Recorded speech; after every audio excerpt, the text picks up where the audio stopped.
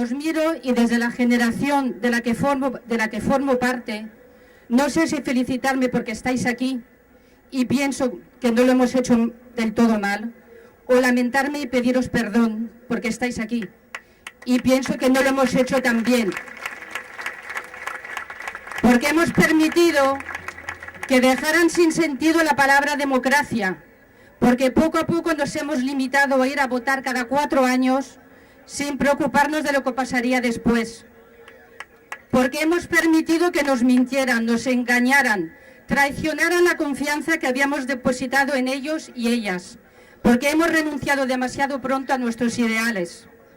Es cierto que la obligación de la clase política es servir a la ciudadanía,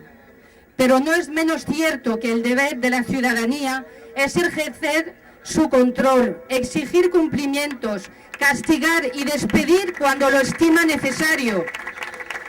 Y eso no lo hemos hecho, porque no se puede hacer solo desde las urnas y nos hemos dejado vencer por la comodidad. Por eso, desde el más profundo respeto hacia las decisiones que se puedan tomar aquí para ampliar el movimiento, mi pequeña aportación es la siguiente. En cualquier pueblo o ciudad, gobierne quien gobierne, me da igual el PP que el PSOE. A través de las asociaciones o colectivos, que en los pueblos hay muchos, o a través de la red, elijamos las promesas que tan fácilmente nos hacen, que nos parezcan de interés común,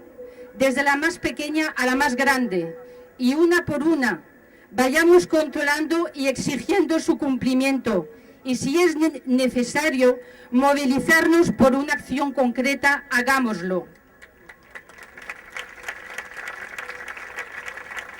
Será un camino duro y lento, pero no podemos cejar en nuestro empeño. Y a título personal, quiero daros las gracias por haberme devuelto la ilusión, la energía y las ganas de luchar.